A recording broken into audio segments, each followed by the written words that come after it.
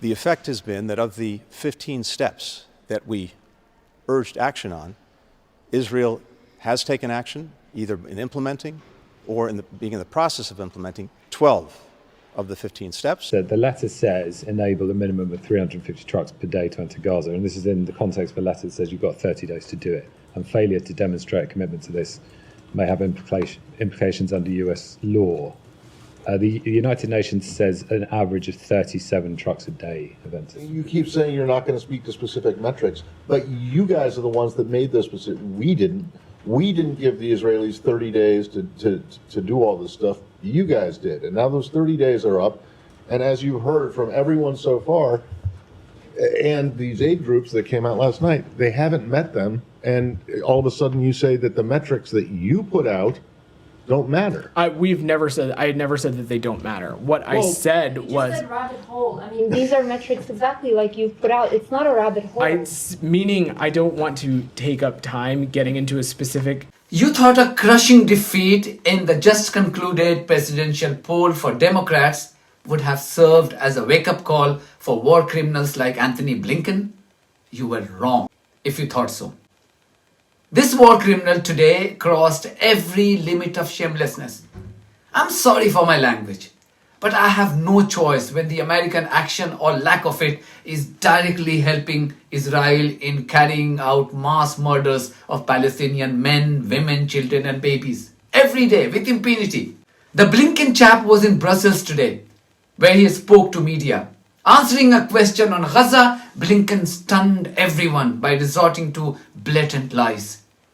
He said Israel had fulfilled 12 out of 15 major conditions that he has set out in his letter dated 13th of October to the rogue regime of bloodthirsty terrorist Benjamin Netanyahu. I'm not making this up. He said this with a straight face. On the Middle East and on Gaza, let me be very clear about both the intent and the effect of the letter that Secretary Austin and I sent a month ago to our Israeli counterparts. The intent was to inject a sense of urgency with Israel to take necessary steps to address the dire humanitarian situation of children, women, and men in Gaza. The effect has been that of the 15 steps that we urged action on, Israel has taken action, either in implementing or being in the process of implementing 12 of the 15 steps. There are three big issues that still need to be addressed that come from the letter. First, making sure that when Israel engages in an operation and people have been evacuated from an area, that once that operation is done, it rescind the evacuation order so that people can return. And we can start to take down some of this horrific overcrowding that we're seeing in parts of Gaza where people have been sent to. So that's one. Second, we want to see, along with the humanitarian assistance that's getting in, commercial trucks getting in with commercial goods. This is vital because so many of the things that the commercial truckers bring in, including things like fruits and vegetables, are absolutely essential to the balanced nutrition for people in Gaza. That in turn is critical to making sure they have the immunities they need to fight off disease. And that's not something normally the humanitarians do. This comes in through commercial means. The challenge there, in terms of restoring commercial trucking, has been a huge problem of lawlessness and looting inside of Gaza that needs to be addressed and that we're working on finding a solution to. That right now there are 900 trucks that are inside of Gaza at Kerem Shalom but backed up. They can't be distributed because of this looting and because of the criminality. So it's imperative that that be addressed. Israel has responsibilities to do that. We're also working with Egypt. And then, in my judgment, maybe most significantly, we need to see real and extended pauses in large areas of Gaza, pauses in any fighting, in any combat, so that the assistance can effectively get to people who need it. There are huge challenges in that regard, but we've also seen real solutions. The polio vaccination campaign was the one thing that's been very successful in Gaza. Hundreds of thousands of children got polio vaccines. But critical to success in doing that was having extended pauses for days, not simply hours, as is the case right now, to make sure that everyone bringing assistance in has the ability to bring it in and to distribute it and to have space to do that. So we will be working on this intensely in the days ahead. I'll be discussing this further with President Biden. And the responsibility that Israel has in terms of making sure that assistance to the best of its ability can get to people who need it is an ongoing responsibility.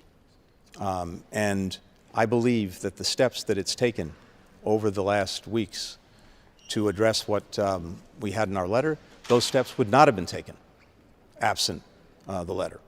But it's also critical, as the letter made clear, that not only are these steps taken, but they need to be fully implemented and they need to be sustained if they're going to have effect. Yes, the last month has been terrible for people. The letter went out already, we were into October. We're starting to see, as I said, implementation of most of the steps that we've laid out. It will take some time for them to have an effect. And again, they have to be fully implemented, they have to be sustained. But even with that, I think it's essential that we see things like more extended pauses. Now, the hard bottom line truth is also this. Even with all of these steps, the situation is so difficult and so dramatic that to fully redress it, to fully answer the needs of people, the best way to do that is to end the war. And from my perspective, what we've seen is this. Israel, by the standards it set itself, has accomplished the goals that it set for itself, the strategic goals it set for itself. It was rightly determined to make sure, to the best of its ability, that October 7th could never happen again. And to do that, it said that it needed to dismantle the military organization of Hamas and to get the leadership that was responsible for October 7th. It's done both of those things. So let's first understand what were the key demands that Blinken and Lloyd Austin had asked Israel to meet within 30 days in their letter to Netanyahu last month.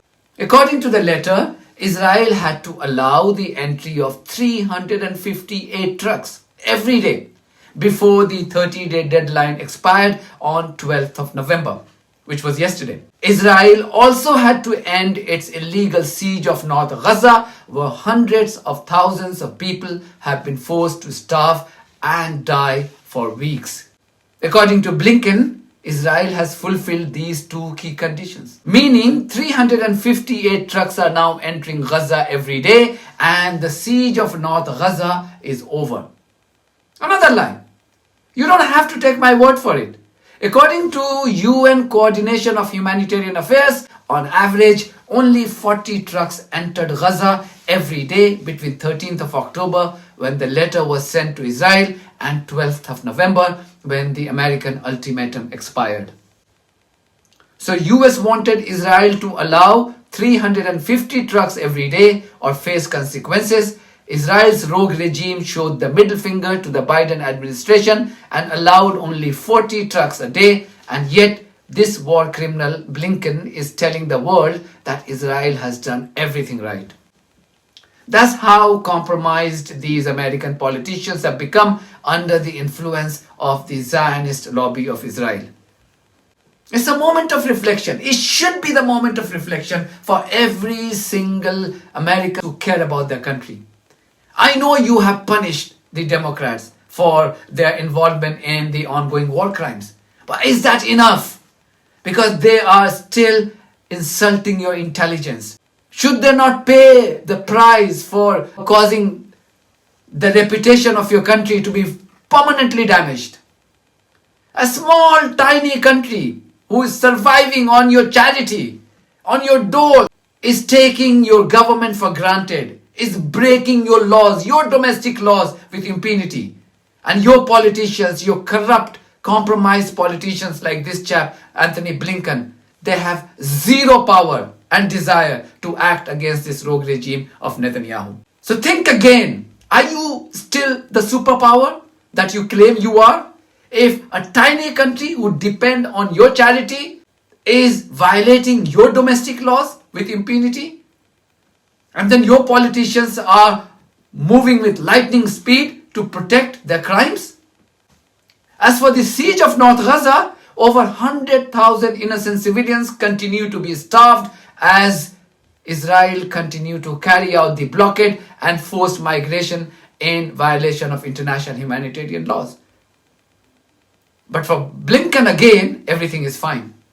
So two key demands that Blinken and Lloyd Austin had made and asked Israel to fulfill in their letter dated 13th of October 2024, Israel has refused to comply with those two demands. This isn't the only lie that Blinken spoke today. He repeated the fake news of the Western media that Qatar had ordered Hamas to leave its country. So, this should be a time to end the war. To do that, I think we need two things fundamentally. One is we have to make sure that the hostages come home, including the 7 Americans. We've been working, as you know, on trying to get an agreement on a hostage and ceasefire deal. Hamas, tragically, has demonstrated that it's not going to engage on that, despite the renewed efforts we've made in recent weeks. It's one of the reasons why Qatar has told them to leave Qatar. But we also need to make sure that we have a plan for what follows. And this is something I've been working on intensely in recent weeks, so that if Israel decides to end the war and we find a way to get the hostages out, we also have a clear plan so that Israel can get out of Gaza, and we make sure that Hamas is not going back in. So those plans, we're moving ahead as intensely as we can to flesh them out and put them in place. But short of ending the war, which we believe now is the time to move to that, we have to see these humanitarian steps fully implemented, sustained, and as I said, particularly with regard to pauses, having more extensive pauses. One final thing on this. Israel has to meet these responsibilities, and we will be tracking this every single day. I would note, though, as well, that it's extraordinary to me that as from almost day one, there is no focus on Hamas, and almost deafening silence around the world on Hamas. Not only has it rejected engaging on the hostage ceasefire proposals, not only has it rejected even smaller proposals that would have cost it nothing to release a small number of hostages and actually have Palestinian prisoners released from Israeli jails in return. Not only that, but a couple of weeks ago, Israel said, we will guarantee safe passage for every Hamas militant out of Gaza, just give us the hostages back. And they refused. Is anyone talking about that? The world's been silent on that too. So it would be good to also see some genuine, sustained, effective pressure on Hamas to do its part to end something that it started, and that the Palestinian people who were caught in this crossfire of Hamas's initiation didn't start and themselves are powerless to stop. If you watched my earlier video, I had conclusively debunked this lie and how it was a fake news. You can watch that video again. But are you surprised that this Blinken chap has stooped to a new low to support Israel's genocidal campaign in Gaza? I'm not. There is a reason why I've been calling him a war criminal all through this conflict. I sincerely hope that he's dragged to The Hague one day, where he has to pay for his crimes.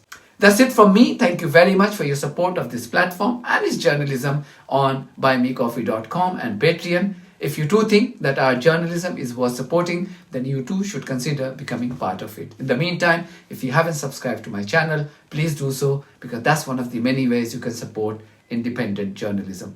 God bless you all.